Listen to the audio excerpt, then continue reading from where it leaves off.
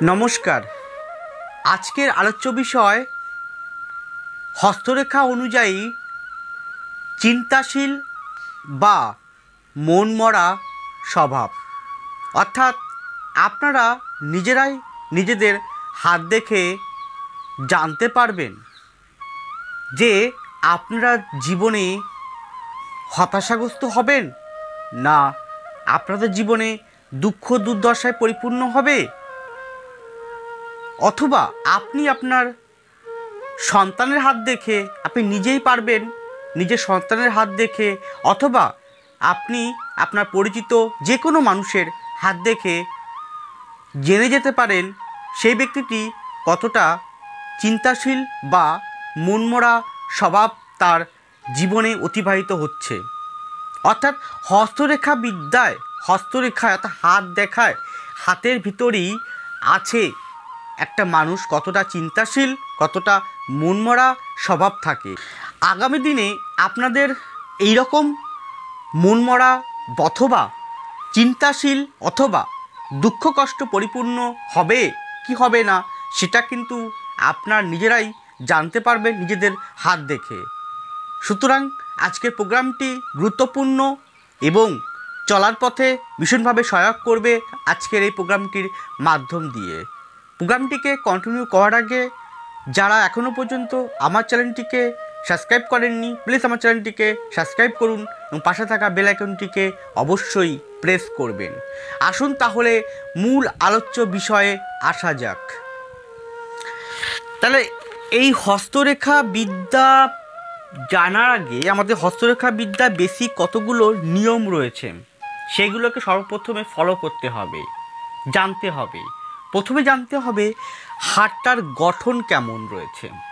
হাতটা কি পিতৃ হাত না অগ্নি হাত না বায়ু হাত, জলজ হাত, অগ্নিপৃথ্বী বায়ু জল, এই বিষয়গুলোকে ইন্ডিকেট করতে হবে। তারপরে হাতে আসতে হবে হাতের কালার, হাতের বর্ণ, অর্থাৎ হাতটা কী রঙের রয়েছে, গোলাপি না সাদা না রেডিশ না কালচে, এইগুলোকে প্রথমে আগে ইন্ডিকেট করতে হবে। তারপরে হাতটার টেম্পার, হাতটা কি ঠান্ডা না গরম, এইগুলোকে ইন্ডিকেট করতে হবে বা বুঝতে হবে। তারপরে বুঝতে হবে হাতটার যে এলিমেন্টগুলো সেগুলো কেমন রয়েছে। তারপর বুঝতে হবে হাতটা কি নরম হাত না শক্ত হাত, মাঝারি হাত, এইগুলোকে জানতে হবে। তারপর জানতে হবে হাতের যে মাউন্টগুলো আছে, বুধের মাউন্ট, রবির মাউন্ট, শনির মাউন্ট, বৃহস্পতির মাউন্ট, শুক্রের যে মাউন্টগুলো, এইগুলোকে জানতে হবে মাউন্টগুলো কীরকম পজিশান বলছে। তারপরে জানতে হবে হাতের যে টেক্সচার, অর্থাৎ টেক্সচার বলতে বুঝে হাতটা কি খসখসে না মুলায়েম মসৃণ, এগুলোকে দেখতে হবে। তারপর দেখতে হবে হাতটা কি নরম হাত না শক্ত হাত, হাতটা কি লম্বা হাত না বেটে হাত, মাঝারি প্রকৃতি লম্বা বেটে, এই রকমগুলোকে জানতে হবে। তারপর জানতে হবে আঙ্গুলগুলি কেমন রয়েছে, গাঁটগুলি কেমন রয়েছে, আঙ্গুলের যে ফাঁকাগুলো, অনেক সময় এরকম আঙ্গুলের ফাঁকা কতটা জোড়া, এবং আঙ্গুলগুলি কোন দিকটা হেলে আছে, প্রত্যেকটা আঙ্গুল কোন দিকে হেলে আছে, সে কি শনির দিকে হেলে আছে না রবির দিকে হেলে আছে, বুধ কি রবির দিকে হেলে আছে, বৃহস্পতি কি শনির দিকে হেলে আছে না শনি রবির দিকে হেলে আছে, এইগুলোকে জানতে হবে। তারপরে যে মূল যে রেখা আছে সেইগুলোকে ঢুকতে হবে। তাহলে এই টোটাল যে কয়েকটা প্রসেস বললাম, এইগুলোকে যদি আমরা সঠিকভাবে অ্যানালাইজ না করতে পারি তাহলে কিন্তু আমরা যে মূল যে বিষয়টা সেটা কিন্তু আমাদের চলার পথে ইন্ডিকেট করতে অসুবিধা হবে, বুঝতে অসুবিধা হবে।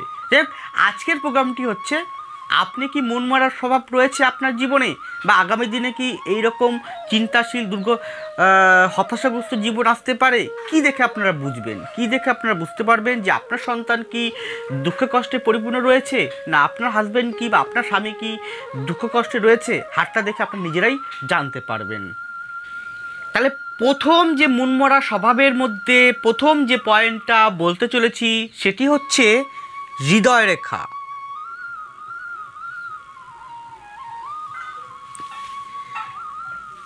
এই যে হৃদয় রেখাটা আপনারা ফলো করছেন, দেখুন হৃদয় রেখা মানে হচ্ছে আমাদের মনের রেখা, মন মানসিকতা।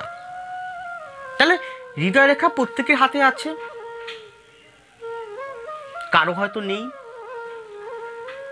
তাহলে হৃদয় রেখা যাদের হাতে থাকবে, আপনি ফলো করছেন হৃদয় রেখাটা আছে, কিন্তু হৃদয় রেখাটা কীরকম হচ্ছে, সেই হৃদয় রেখাটা কি পজিশন আছে, সর্বপ্রথমে এই মনমরা বিষয়ের বা চিন্তাগ্রস্ত হতাশাগ্রস্তর মধ্যে হৃদয় রেখাটার ডেফিনেশনগুলো ভালো করে জানতে হবে। তারপরের স্টেপে আরও কয়েকটা পয়েন্ট বাকি আছে, সেগুলো বলবো। যদি আপনারা দেখেন যে হৃদয় রেখাটা ঢেউ খেলানো, এরকম আপনারা ফলো করছেন, হাতে হৃদয় রেখাটা মনে হচ্ছে ঢেউ খেলানো, তাহলে সেই ব্যক্তি কিন্তু তার স্বভাব মনমরা, অর্থাৎ সে চিন্তাগ্রস্ত, হতাশাগ্রস্ত, দুঃখ যন্ত্রণা তার মনের ভিতরে গেঁথে আছে। সে যথেষ্ট কষ্টের মধ্য দিয়ে, অর্থাৎ মনের কষ্টের মধ্য দিয়ে, ডিপ্রেশনের মধ্য দিয়ে সে চলছেন। যদি হৃদয় রেখাটা ঢেউ খেলানো থাকে, তার মাধ্যম দিয়ে আপনারা জেনে যেতে পারেন। এখনও অনেকগুলো পয়েন্ট, শুধু ঢেউ খেলানো দেখলেই হবে না, তার সাথে আরও অনেকগুলো পয়েন্ট আছে, সেগুলো এক এক করে বলছি। এবার সেকেন্ড পয়েন্ট, নেক্সট পয়েন্ট দেখুন, হৃদয় রেখাটা কোথাও এরকমভাবে সরু হয়ে আসছে, আবার কোথাও মোটা হয়ে আসছে। কি বললাম? হৃদয় রেখা কোথাও সরু, একদম সরু, আবার কোথাও মোটা, এরকম মোটা। মানে হৃদয় রেখাটার টোটালটার মধ্যে কোথাও সরু মনে হচ্ছে, কোথাও বা যাচ্ছে ঠিকই বুধের ক্ষেত্র পর্যন্ত, বৃহস্পতি শুরু করে বুধের ক্ষেত্র যাচ্ছে, কিন্তু মনে হচ্ছে কোথাও সরু, কোথাও আবার মোটা, কোথাও আবার মনে হচ্ছে চওড়া, অনেকটাই চওড়া হৃদয় রেখাটা। যদি এরকম থাকে তাহলে কিন্তু তার স্বভাব মনমরা, ডিপ্রেশন, হতাশাগ্রস্ত তার জীবনে কিন্তু আসবে। তাহলে এখন আপনার হাতে এই রকম পজিশন নেই, যদি দেখছেন এরকম পজিশন হয়ে যাচ্ছে, তাহলে খুব সাবধান হয়ে যাবেন। আপনার খুব তাড়াতাড়ি বা আগামী দিনে এরকম দুঃখ যন্ত্রণা, মনে একটা ডিপ্রেশন আসতে পারে, আপনার নিজেরাই কিন্তু দেখে বুঝতে পারবেন। এর পরের যে নেক্সট পয়েন্টটা, 3 নম্বর পয়েন্টটা বলছি, এই হৃদয় রেখাটা দেখছেন আপনার অনেক জায়গায় কাটা কাটা,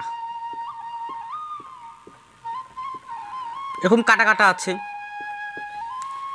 তাহলে কিন্তু দেখছেন কোথাও না কোথাও কাটা কাটা আছে, জাল চিহ্ন আছে হৃদয় রেখাটার মধ্যে, তাহলে কিন্তু তার মন মানসিকতা ডিপ্রেশন, হতাশাগ্রস্ত হওয়ার যোগ রয়েছে। তারপর দেখছেন এই যে হৃদয় রেখাটা কাটা কাটা ছাড়াও হৃদয়টার মধ্যে কোথাও জপ চিহ্ন আছে। কীরকম বলবেন সেটা আমি বলছি।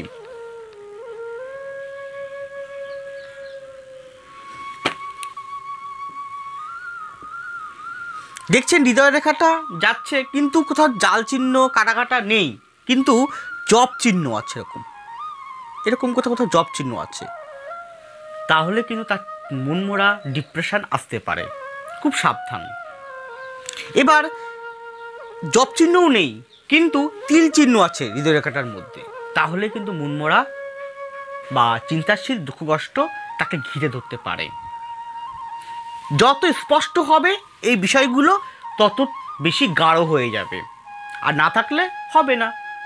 এবার 4 নাম্বার পয়েন্টে আসবো, গুরুত্বপূর্ণ, সেটা হচ্ছে শিরোরেখা। দেখছেন শিরোরেখাটা এরকম ধনুকের মতন বেঁকে চন্দ্রের দিকে এসছে, শিরোরেখাটা ধনুকের মতন বেঁকে, শিরোরেখা ধনুকের মতন বেঁকে চন্দ্রের ক্ষেত্র পর্যন্ত চলে আসছে, ধনুকের মতন বেঁকে। তাহলে শিরো অর্থাৎ নিজের ব্রেন, অর্থাৎ শিরোরেখা যদি এরকম সোজা না গিয়ে বেঁকে চন্দ্রের দিকে চলে আসে ধনুকের মতন, তাহলে বুঝবেন সেই ব্যক্তিটার চিন্তাগ্রস্ত, দুঃখ যন্ত্রণা, হতাশাগ্রস্ত সে কিন্তু রয়েছে, বা চাপা কষ্টে সে রয়েছে। এবং আগামী দিন যদি এরকম না থাকে, যদি এটা হালকা থাকে রেখাটা, যত গাঢ় হবে ধীরে ধীরে, তত তার চিন্তাগ্রস্তটা বাড়বে, দুঃখ যন্ত্রণা বৃদ্ধি করবে। এবং এই এই যে শিরোরেখাটা, এটা চন্দ্রের দিকে যেমন নেমে এসছে, তখন এই শিরোরেখার উপরে যদি অনেক কাটা কাটা থাকে বা জব চিহ্ন থাকে, এরকম এরকম জব চিহ্ন থাকে, অথবা তিল চিহ্ন থাকে, জাল চিহ্ন থাকে, তাহলে তার প্রভাবটা কিন্তু বেশি বৃদ্ধি করাবে। এটা দেখেও আপনারা জানতে পারবেন।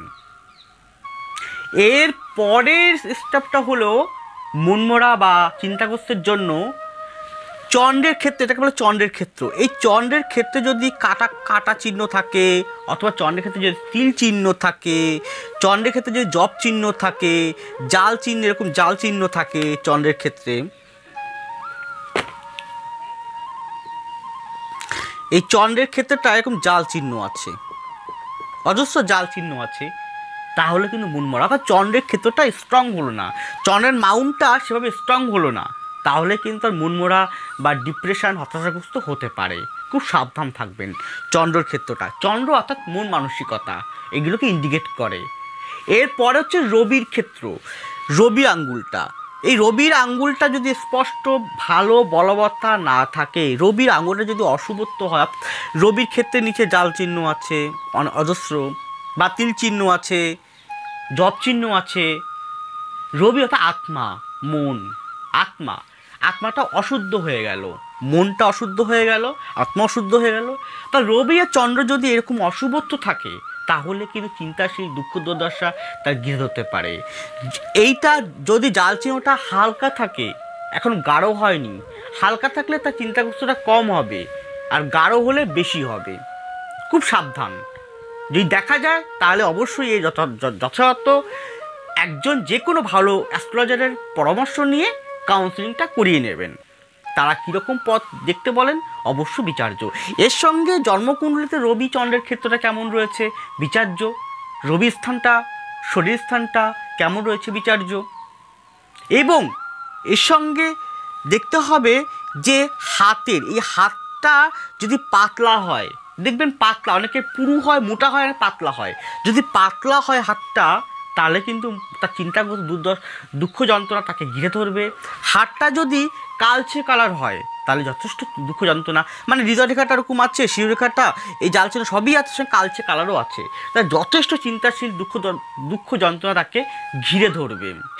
এরপরে হচ্ছে শনির যে আঙ্গুলটা, যে আমাদের জীবনে ব্যালেন্স করে, যার জন্যই ভাগ্যরেখা বা ভাগ্যরেখাটা সোজা শনির ক্ষেত্র পর্যন্ত আসে, অর্থাৎ কর্মরেখা যে ব্যালেন্স করে। তাই শনির ক্ষেত্রটাও যদি এরকমভাবে জাল চিহ্ন, জব চিহ্ন, তিল চিহ্ন থাকে, শনির মাউন্টটা যদি যথেষ্ট ভালো না হয়, তাহলে চিন্তাগ্রস্ত, হতাশাগ্রস্ত ঘিরে ধরবে। এবং একটা রাহু, একটা রেখা শনির ক্ষেত্র পর্যন্ত চলে গেছে, এরকম করে রাহুর ক্ষেত্র থেকে একটা রেখা সোজা বেরিয়ে শনিকে টাচ করেছে, তাহলে চিন্তাগ্রস্ত, হতাশাগ্রস্ত কিন্তু হবে।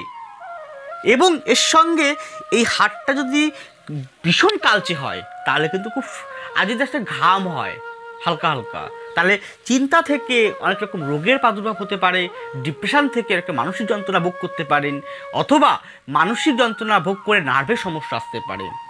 ভীষণ ইম্পর্টেন্ট। এর সঙ্গে স্বাস্থ্যরেখাটা কেমন থাকবে সেটাকেও দেখতে হবে। টোটালগুলো দেখে তবেই একটা জায়গায় আসতে হবে এই ব্যক্তিটা কতটা চিন্তাশীল। যত গাঢ় হবে প্রত্যেকটা যে পয়েন্টগুলো বললাম, তত বেশি তাকে দুঃখ যন্ত্রণা ঘিরে ধরবে। তাই আপনার হাতে কি এইরকম পজিশান রয়েছে?